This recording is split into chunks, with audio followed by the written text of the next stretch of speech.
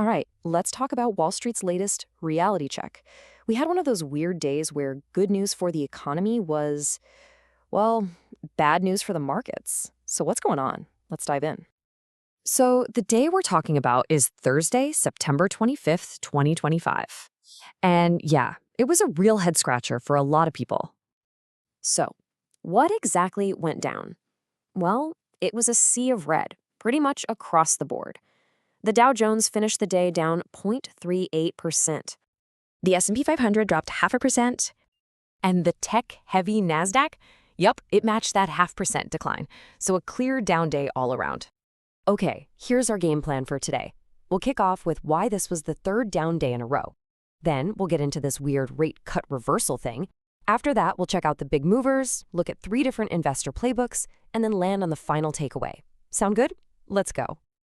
All right, first up, a third day of declines. This is actually the longest losing streak we've seen since March, so it's definitely telling us something's up with the market's mood. And here's the main story, the big paradox of the day. We got some really strong economic news, and it completely spooked investors. Why? Because when the economy is running hot, it pretty much kills any hope that the Federal Reserve is going to step in and cut interest rates. No rate cuts, no cheap money, and the market gets nervous. So that leads us right into our next section, the rate cut reversal. Let's really get into why good news suddenly feels like bad news on Wall Street. Yeah, so this is the million-dollar question, isn't it? Why would a strong economy sink the market? I mean, it feels totally backwards. A booming economy, that should be fantastic for stocks. But on this day, it was the complete opposite. Let's figure out why. Okay, so there were a bunch of things piling on here, kind of like a perfect storm for investors. First off, that Q2 GDP growth number, it came in at a sizzling 3.8%, way hotter than anyone was expecting. On top of that, unemployment claims were super low. But those two together, and you've got an economy that's just running on all cylinders.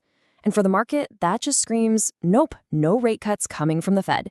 Then you throw in some other worries, like whispers of an AI bubble, the whole political mess of a potential government shutdown, and Fed officials basically saying, yeah, we like rates high. You can see why everyone's getting a little anxious. And this quote from Ken Griffin, the CEO of Citadel, just nails the feeling in the air right now. He said, I hear the echoes of the dot-com bubble. I mean, wow. When a giant like him says something like that, people on Wall Street pay attention. It just pours gasoline on the fire of worry about this whole AI stock rally. So with all that pressure, how did individual stocks actually fare? Let's get into our next section, movers and shakers. All right, looking at some of the day's feature stocks, it was a really mixed bag, a tale of two cities, really. On the bright side, you had Intel absolutely soaring, up almost 9%. That was all about news of a potential big partnership with TSMC and Apple. IBM also had a great day, up over 5%, thanks to some exciting news about quantum computing. But then there's the other side.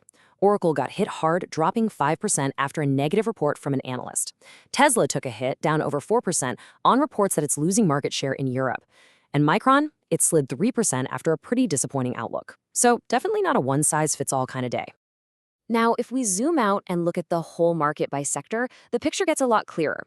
Out of all 11 S&P 500 sectors, guess how many finished up for the day? Just one. Energy. It managed to stay in the green, probably helped by rising oil prices. And the biggest loser? That would be consumer discretionary, which got dragged down hard by that big drop in Tesla. Okay, so what are you supposed to do with all this information if you're an investor? That's what we'll tackle next. 3 investor playbooks for a market that's feeling pretty tricky right now. Look, in a market like this, there's no single magic answer. You've got a few different ways you could play it. You could bet that tech is about to bounce back, you could try to ride this wave of a strong economy, or you could just play it safe and go on defense. Let's break down what each of those looks like. All right, let's get into the details. First up, the Tech Rebound Playbook. The idea here is that this is just a short-term dip, a little correction. You might look at an ETF like QQQ, which tracks the Nasdaq, and your trigger to jump in would be a nice, stable inflation report. On the flip side, if bonds yield spike again, that's your signal to get out. Okay, scenario 2, cyclical rotation. This strategy is all about betting that the strong economy and high interest rates are going to favor old-school value stocks. Think energy, for example, maybe through an ETF like XLE. You'd get in as long as the economic data keeps looking good. And finally, playbook number 3, the defensive play. This is for when uncertainty is just too high. You'd focus on stable stuff like consumer staples using an ETF like XLP. Your signal to get in is when you see market volatility, the VIX, start to rise. And that brings us to our last section, the final takeaway. Let's put all the pieces together and talk about what's coming up next. When you boil it all down, there are really two ways to look at what happened. You have the bull case, that's the most positive spin. It says, hey, the US economy is rock solid with that 3.8% GDP growth. This is just a healthy little dip in a long-term bull market. Simple as that. But then there's the bear case, the more negative view. And it argues that this strong economic data is actually poison for the market right now. It means no rate cuts, and that could be the very thing that brings this whole AI rally to a screeching halt. So looking ahead, what should you keep your eye on? Well, there are two huge risks. First, stubborn inflation. That upcoming PCE inflation report is everything. It's the one the Fed really watches. If that number is high, you can bet the Fed is going to stay hawkish. The second big risk, an AI correction. That wobble we saw in big tech stocks like Oracle, you have to wonder, is that the first crack? Is that the sign that the whole AI sector is about to have a much bigger, more painful pullback? And that really leaves us with the big question, doesn't it? Is this just a passing storm? A little bit of rain before the sun comes back out? Or is the entire weather pattern changing for the market, where good news is bad news is the new normal? That, right there, is the billion-dollar question everyone's trying to answer.